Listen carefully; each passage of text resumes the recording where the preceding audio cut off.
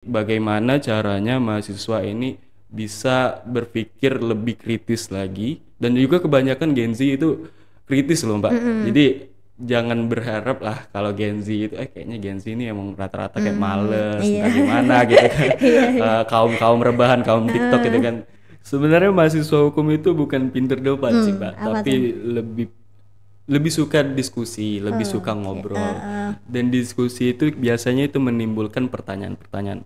Si A pertanyaan tentang tentang membahas tentang isu politik, dijawablah sama si B.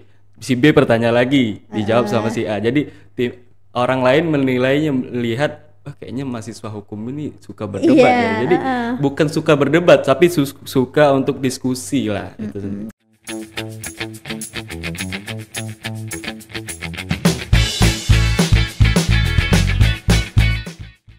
Welcome back to podcast Mimpi Meraih Inspirasi bersama Palkom Tech Opi. Oke, halo Palkomters, kembali lagi bersama aku Meita yang akan menemani teman-teman semua beberapa waktu ke depan. Yang pastinya kita bakalan sharing-sharing, berbagi inspirasi bersama podcast kesayangan kita, podcast Mimpi. Nah, kali ini kita kedatangan salah satu perwakilan dari mahasiswa Universitas Muhammadiyah jurusan hukum. Langsung aja, halo Kak Haris. Halo, Mbak. Boleh kenalan dulu Kak? Oke, boleh kenalan. Perkenalkan, nama saya Muhammad Haris Ridho Pratama, salah satu mahasiswa aktif semester 6, perwakilan dari Badan Eksekutif Mahasiswa. Saya juga kebetulan dari wakil ketua BEM di Universitas Muhammadiyah. Oke, ini kita Fakultas langsung Hukum. ngobrol sama wakil BEM-nya nih ya. Iya. Akhir-akhir ini apa nih Kak? Sibukan di kampus ada apa nih? Waduh, kalau kesibukan sih kita baru saja dilantik Mbak ya, di periode 2025-2026. Ini kita kemarin baru sudah dilantik dan membahas tentang program kerja. Di satu sisi yang lain kita juga ada, bentar lagi ada UAS, jadi agak hektik lah ya. Agak hektik, agak Ada padat ya. Iya, persiapan Uas. Di satu sisi yang lain kita ada apa ya? Membahas program kerja ke depan begitu kan, sama anggota-anggota BEM yang lain. Jadi di satu sisi yang lain juga ada tugas-tugas yang mepet lagi dengan deadline ini kan. Jadi Lagi agak padat banget ya ya. padat banget lah. Oke. Nah, kalau boleh tahu Kak Haris nih semester berapa? Semester 6, Mbak. Oh, semester 6. Wah, udah mau ujung pula ya. Insya Allah. Oke. Kita tahun depan Ini lah. kalau semester 6 itu pas nyalon berarti baru 6 atau mau ke 7 ini? Baru 6. Oh, Pas waktu nyalon ya, baru-baru kemarin ya, pertengahan semester 6 lah. 6 ya. Oh, berarti bentar lagi 7 ya. Bentar lagi gitu juga. Oke, nah kalau lagi ngurus BEM nih atau kuliah hukum ya, biasanya ngapain sih buat healing? Karena kan pasti ini apalagi nih padat nih ya, ada waktu healingnya nggak nih? Waduh, bahas tentang healing Mbak Iya, ya. Healing ya nggak sederhana sih Mbak ya. Kalau untuk healing ya paling ngobrol-ngobrol santai sama teman-teman, kayak mungkin ngopi, cari tempat kafe-kafe yang bisa cari-cari angin gitu kan. Dan di satu sisi yang lain juga kebetulan juga Haris sambil kerja juga kan. Sambil kerja di sebagai WO lah, wedding organizer kan. Itu salah satu healing juga bagi Haris sih. Nambah juga kegiatan Ya, gitu ya. jadi healing bisa sambil produktif lah. Iya. Kak Haris aslinya orang Palembang. Asli orang Palembang. Kenapa sih Kak pilih jurusan hukum nih? Aku pengen tanya-tanya dulu nih ya, kenapa pilihnya dari banyak jurusan, apalagi cowok biasanya ke teknik nih. Kenapa Kak Haris pilihnya hukum?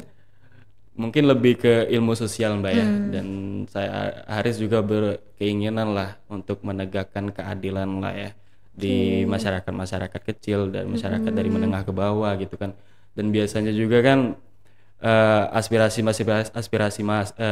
mahasiswa maupun masyarakat begitu kan, itu sering nggak kedengar atau muncul di permukaan aja. Jadi keinginannya untuk membantu masyarakat tuh besar banget. Jadi kan dan dari latar belakang keluarga juga rata-rata dari keluarga yang sosial lah. Oke, berarti memang udah direncanakan memang ke Iya. hukum gitu ya. Oke. Nah, kalau ngomongin soal hukum nih, biasanya kan jurusan hukum tuh terkesannya serius nih ya. Pernah gak sih Kak ngerasa setelah 6 semester ini ada ngerasa kayak jenuh gitu Kak? Kalau jenuh sih pasti Mbak ya, tapi di satu sisi yang lain juga kita ada serunya juga kadang tuh kan, apalagi membahas tentang KUHP begitu kan. Di KUHP itu kan banyak kan, ada KUHP, Kitab Undang-Undang Hukum Pidana, Kitab Undang-Undang Hukum Perdata, dan kebetulan juga Haris kejurusannya itu perdata. Di perdata itu ada dibagi jadi 4 buku gitu Mbak. Di 4 buku itu ada membahas tentang orang, membahas tentang benda, membahas tentang perikatan dan perjanjian, membahas tentang daluarsa. Jadi sebenarnya ribet ya, sebenarnya rumit ya, tapi ada serunya. Jadi karena ribet itu jadi lebih tertantang untuk belajar lebih banyak lagi. Jadi kayak kalau stop tuh kayak rasanya kurang kayak gitu ya. Jadi harus cari tahu lebih banyak lagi betul, kayak betul. gitu ya. Pernah nggak Dika selama kuliah nih 6 semester pernah nggak sih ngerasa kayak ngantuk atau ketiduran deh pas belajar KUHP? Karena kan kita kan itu ada yang jenuhnya tuh kan ngerasa kayak aduh capek ngantuk nih. Pernah nggak? Pernah sih, jujur pernah Mbak. Kadang tuh lagi baca-baca, buka-buka hukum KUHP kan, KUHP Perdata, sambil tidur, sambil rebahan, kayak sambil udah ketiduran, bangun-bangun lagi dipeluk buku gitu kan, itu sering sih kayak gitu. Hafalan gitu ya Kak? Iya, hafalan lebih ribet lah kalau itu, tapi lebih tertantang lah untuk membahas. Dari banyaknya kegiatan nih Kak, dari banyaknya hafalan juga kan, apalagi di hukum nih ya, harus banyak yang dipahami karena salah dikit fatal kan biasanya. Betul. Nah, dari banyaknya masalah dari yang dipelajari, belum lagi dari kuliah gitu ya, tugas. Kenapa sih Kak tertarik untuk gabung di BEM nih?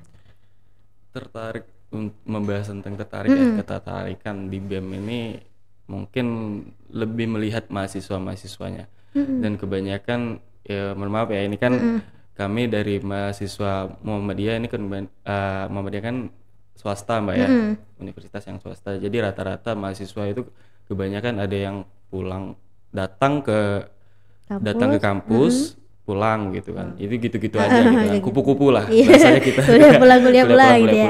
Jadi Haris kan orangnya suka tantangan lah Mbak ya, jadi kayaknya ada baiknya kayak ada kegiatan di kampus gitu kan, pengen ada kegiatan di kampus, jadi dan juga melihat dari mahasiswa itu kan kayak beda dari mahasiswa lain gitu kan, dan juga pengen menyalurkan aspirasi mahasiswa, ide-ide dari mahasiswa, dan kadang juga mahasiswa ini ada ide tetapi tidak terrealisasi. Jadi Haris itu pengen menjembati gitu kan, menjembati mahasiswa lain, teman-teman, kalau misalkan ada ide, ada aspirasi yang dari teman-teman gitu kan, bisa Haris salurkan ke pimpinan maupun tingkat fakultas ataupun universitasnya begitu. Oke. Nah, kan tadi kan banyak mahasiswa nih Kak yang kuliah pulang. Nah, itu kan jadi tantangan tersendiri kan. Yeah. Nah, sejauh ini program apa sih yang disiapin, kan baru diangkat nih kan, baru dilantik juga, apa persiapan apa nih supaya kegiatan mahasiswanya tuh aktif dan ide-ide itu bisa terjalan kan gitu. Yang pasti kita nanya dulu kan ke mahasiswa gitu kan, apa sih keluhan-keluhan dari mahasiswa dan aspirasinya gitu. Kita untuk mungkin membahas tentang program kerja Mbak ya, program kerja kita ke depan lebih menekankan ke bagaimana mahasiswa ini memang benar-benar mau kuliah di UMP itu memang mendapatkan ilmu yang pastilah di hukum, apalagi di hukum kan. Dan juga kalau misalkan kegiatan-kegiatan di luar, kami pengen kedepannya itu mengadakan seminar nasional lah. Jadi membahas tentang isu-isu politik, tentang isu-isu hukum yang bisa kita bahas begitu kan. Jadi kan rata-rata generasi sekarang kan pengen ngobrol-ngobrol santai begitu kan, biar bisa sambil belajar juga sih. Jadi kita juga bisa jadi jembatan bagi mahasiswa lain begitu kan, untuk lebih lebih paham, lebih agak kayak mengerti ilmu yang lebih mendasari gitu lah. Lebih fokus juga. Lebih gitu fokus ya. juga. Oke. Nah, kan memang dari Muhammadiyah jurusan hukum nih Kak ya, dari Universitas Muhammadiyah jurusan hukum ini banyak siswa kita dari program bahasa Inggris. Makanya kita tahu dari jurusan hukum itu dari siswa kita juga ada. Nah, jadi memang dia bilang tuh bahasa Inggris itu bersinambungan juga untuk jurusan hukum, karena kan memang pastinya kan dia harus bisa public speakingnya kayak gitu kan, menghadapin debat lah istilahnya. Kalau kata mereka tuh biar siap lah debatnya nanti gitu kan. Nah kan memang di Palkomtek ini ada komputer sama bahasa Inggris kan. Jadi kedua ini memang walaupun jurusan hukum, dua itu teknologi memang bersinambungan juga. Nah jadi apalagi kalau misalnya Palkomtek ini memang rata-rata Gen Z nih Kak. Nah, iya makanya ada beberapa juga kita ngobrol-ngobrol sama siswa kita yang jurusan hukum. Nah kita sekarang bahas hukum dulu nih Kak. Menurut Kakak nih ya, sejauh mana sih Kak Gen Z itu ngerti atau peduli soal hukum setahu Kakak nih? Sejauh mana Gen Z ya? Gen Karena Z. kan banyak teman-teman nih Gen Z. Banyak. Harus juga salah satu Gen Z sih. Iya, ngobrol-ngobrol gitu kan. Nah. Sejauh mana sih? Lah udah jauh ya. Kalau misal dilihat dari sekarang cukup jauh lah. Dan cukup ngerti juga dari Gen Z. Dan kebanyakan dari teman-teman Fakultas Hukum, dari mahasiswa-mahasiswa ini kan berpikir kebanyakan itu idealis Mbak. Tapi ada juga yang realistis. Jadi Gen Z ini biasanya ya ngobrol-ngobrol sambil ngobrol-ngobrolin sambil ngopi gitu kan, ngobrol-ngobrolin tentang isu-isu politik yang lagi viral di media sosial. Itu biasanya kita juga lebih membahas ini kan biasanya di isu-isu hukum, isu-isu politik itu kan biasanya timbul di permukaan aja. Itu menjadi tantangan sih bagi kita. Bagaimana kita menjadi tempat untuk audiensi lah, audiensi untuk membahas lebih dalam lagi begitu. Biasanya juga isu-isu kan timbul di permukaan, tapi entah hilang kemana begitu kan, tenggelam lah gitu kan ya. Tapi kita itu enggak bagi kita gitu, bagi mahasiswa ini, apalagi mahasiswa yang suka sama tantangan lah. Jadi bagaimana caranya mahasiswa ini bisa berpikir lebih kritis lagi, dan juga kebanyakan Gen Z itu kritis loh Mbak. Jadi jangan berharap lah kalau Gen Z itu kayaknya Gen Z ini emang rata-rata kayak males, gimana gitu kan. Kaum rebahan, kaum TikTok gitu kan. Sebenarnya enggak, tapi kalau Gen Z ini kan lebih berpikir kritis dan kayaknya dari isu kayak misalnya ada isu yang ada timbul sekarang nih kan. Kayaknya di sewaktu lagi viral-viralnya aja, setelah dari itu udah masuk berkas kejaksaan, berkas ke pengadilan, itu kayak tenggelam gitu kan perlahan-lahan. Nah itu jadi tantangan juga bagi kita dari Gen Z, kok bisa gitu kan tenggelam, bisa kita kawal lah isu-isu atau perkara-perkara yang sampai selesai ya. Begitu. Karena memang apalagi kekuatan sosial media ini boleh dikatain kuat banget ya. Benar. Sekali viral tuh bisa ribuan orang bahkan ratusan ribu yang ngikutin beritanya sampai selesai gitu ya. Apalagi kalau misalnya dilihat dari sosial media, semua umur juga kayak mulai tertarik ya ikut gitu untuk mengawal suatu berita atau perkara kayak gitu. Betul. Jadi mungkin ini pengaruh sosial media juga berarti ya untuk nyampe. Jadi sebisa mungkin menyampaikan jangan sampai termakan hoax berita kayak gitu ya. Harus lebih memahami juga berarti gitu ya. Oke, nah pernah nggak Kak ada momen ya Kakak merasa hukum itu bukan cuma soal pasal-pasal aja atau bisa jadi itu awal perubahan itu. Pernah nggak ngerasa pengalaman-pengalaman selama kuliah deh gitu, ngerasa kayak bukan cuma belajar pasal-pasal aja serunya dari hukum nih, implementasinya mungkin ya. Mungkin di luar kampus lah Mbak ya, di luar kampus kan banyak kejadian-kejadian yang kayak maling, kayak gimana tuh, kayak kalau misalkan nih ada maling tuh di rumah misalkan, dan gue udah kebetulan Haris juga pernah kemalingan motor atau teman Haris kan, dan dapat malingnya dia, kebetulan juga kita kejar kan, dapet. Dan ketika kita dapet itu mungkin Haris cerita nih Mbak. Iya boleh pengalamannya nih ya. Pengalamannya dari cerita dapet, singkat ceritanya dapet, dan juga sewaktu kami dapet tuh yang masyarakat lain tuh ngejar juga, dan juga masyarakat kita itu kan kebiasaan itu main hakim sendiri begitu kan. Tetapi kita menengahi lah, Pak maaf Pak, kita jangan main hakim sendiri, takut kasihan kan. Dari sisi lain kan ini kan maling ini kan ada sisi lain mengapa dia melakukan tindak kriminal, mungkin entah karena ekonomi, mungkin karena eh, kesenjangan sosial yang lain begitu kan, atau entah gara-gara memang eh, ada kelainan jiwa begitu kan. Dan juga sewaktu kami menengahi ya, jangan untuk main hakim sendiri ke masyarakat itu kayak ada rasanya wow, jadi aparat penegak hukum nih. Tapi secara tidak langsung kita juga masyarakat gitu, harus mengerti gitu kan begitu pasti. Dan juga ya kayak merasa keren lah ya.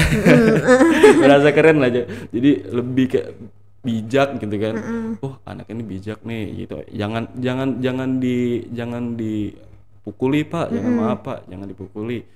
Kasihan kan. Dan juga maling ini kan biasa kalau kami belajar itu kan di setiap manusia itu punya hak untuk hidup begitu kan. Dan juga ada hak asasi manusia.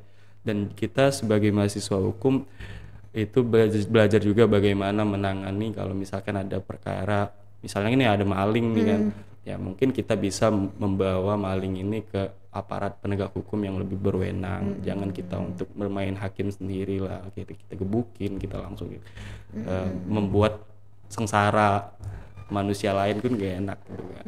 Tapi mungkin kalau misalnya hal lagi itu terjadi ya agak lebih susah atau lebih rumit kalau misalnya masanya lebih banyak gitu. Yang cuma ngelarang cuma satu, jadi susah. Itu kan jadi tantangan tersendiri juga. Iya, tantangan sendiri juga sih. Karena ya kalah suara ya pasti gak bisa ini ya kan. Bener. Itu biasanya terjadi tuh. Banyak juga di Palembang lihat dari Instagram tuh kan, ada berita-berita dari hakim sendiri itu banyak sih sebenarnya. Cuman memang kalau dilihat dari korban greget juga gitu ya. Greget juga sih memang. Juga. Dan juga posisinya juga teman sendiri kan. Tapi ada sisi lain ya kasihan. Jadi kita belajar dengan hak asasi manusia juga, hak untuk hidup. Setiap orang itu mempunyai hak untuk hidup kan. Iya, apalagi kita negara hukum ya, sebenarnya udah diatur juga gitu ya. Ada baiknya kita diamankan dulu gitu nganterin ke aparat penegak hukum yang lebih berwenang kayak Polsekta, Polres atau gitu. Iya, lebih yang berwenang lah gitu ya. Benar. Oke. Nah, kalau kita ngomongin soal keadilan nih Kak, hukum kita ini udah ada belum sih buat semua masyarakat gitu? Kalau menurut Kakak sendiri nih? Kalau menurut Haris Mbak ya, selama Haris belajar tentang hukum dan juga menelaah tentang perkara hukum yang ada, yang entah yang viral atau tidak viral, itu kebanyakan ya yang seperti Haris bahas tadi, hukum itu Haris ambil kesimpulan mungkin ya dari penilaian Haris, hukum itu tajam ke atas, tumpul ke bawah. Maksudnya kebalik. Tumpul ke atas, tajam ke bawah. Tajam ke bawah, maksudnya tajam ke bawah itu ya hukum berlaku bagi orang-orang yang lemah, orang-orang yang kaum menengah ke bawah, entah itu kaum menengah yang nggak ada apa-apa, misalkan melakukan tindak pidana atau tindak kriminalitas, ya hukum berlaku bagi mereka, tetapi tidak berlaku bagi orang-orang yang menengah ke atas. Seperti mungkin ya mohon maaf misalkan pejabat, entah itu mempunyai kekuasaan itu lebih tumpul ke atas begitu. Berarti itu yang memang salah satu jadi dasar juga untuk Kak Haris tertarik ya untuk menegakkan keadilan juga, karena memang sebenarnya kalau misalnya kita ngomongin keadilan susah juga ya, kita melihat banyak sisi nih. Kita lihat dari sisi mana untuk menilai itu adil atau enggak gitu kan. Kalau misalnya untuk yang kayak kasus tadi nih maling tadi, ya kalau kita dilihat dia dihakimin masa, ngerasa kayak nggak adil untuk malingnya karena dia punya hak untuk hidup. Tapi kalau dilihat dari korban, ya itu balasan dari kejahatan dia kan. Nah itu kita lihat dari mana sisi mana nih. Dari banyak dari sekian banyak sudut pandang sebenarnya Mbak. Kalau iya, itulah adanya hukum kan, biar kita tuh di tengah gitu ya. Diharapin juga semoga aja sih mahasiswa hukum ini bisa netral gitu kan, kaum bawah atas itu semuanya netral gitu ya. Oke, nah pernah gak sih Kak kan banyak juga yang bilang oh masuk hukum nih pasti pintar debat nih. Nah gimana kalau Kak Haris sendiri nilai selama 6 semester nih gimana? Sebenarnya mahasiswa hukum itu bukan pintar debat sih Mbak, tapi lebih lebih suka diskusi, lebih suka ngobrol. Dan diskusi itu biasanya itu menimbulkan pertanyaan-pertanyaan. Si A pertanyaan tentang tentang membahas tentang isu politik, dijawablah sama si B. Si B bertanya lagi, dijawab sama si A. Jadi orang lain menilainya, melihat kayaknya mahasiswa hukum ini suka berdebat ya. Jadi bukan suka berdebat, tapi suka untuk diskusi lah. Karena banyak perspektif juga. Banyak gitu perspektif ya. juga. Jadi apalagi kalau misalnya ada masalah besar kayak gitu ya. Kayak kata Mbak tadi kan banyak sudut pandang. Mungkin menurut si A gini, mungkin menurut si B gini. Jadi semakin dalam. Jadi ujung-ujungnya itu biasanya Mbak ya. Ujung-ujungnya ya, aduh, kayak terlalu dalam deh kita bahasnya. Jauh bahasanya. Malah kadang apa yang kita bahas di awal kayaknya udah jauh banget gitu. Iya, karena memang kalau hukum ini diulik-ulik terus kayak gitu ya. Iya, seru sih kalau misalnya kita ketemu sama orang yang memang mau terus belajar kayak gitu ya, mau ngulik-ngulik. Karena biasanya kan sebagai manusia kita nih pengetahuannya terbatas banget kan. Jadi seru nih kalau misalnya berbagi-bagi kayak gitu kan. Nah, selama 6 semester pernah nggak sih Kak maksudnya mendalami satu kasus gitu yang membuat Kakak tuh kayak gini ya ternyata kayak gitu. Mendalami suatu kasus itu sebenarnya pernah ada kasus lah ya. Mungkin Aris itu mungkin sebatas analisis aja sih Mbak. Tapi ditekankan lagi, Aris juga pernah ikut kompetisi lah di Fakultas Hukum itu kan. Kami di UMP ada namanya Murket Competition Mbak. Jadi ada juga KPS, Komisi Peradilan Semu, dan juga di situ kami membahas tentang isu kapsos kasus posisi yang diberikan sama pihak penyelenggara lomba. Mungkin kemarin kan kita juga pernah ikut lomba di Universitas Semarang, Universitas UAD di Jogja, Universitas Ahmad Dahlan kan. Di situ kita ada membahas tentang kasus-kasus, mungkin kita ambil yang UNES kemarin, yang Aris ikut kemarin, itu membahas tentang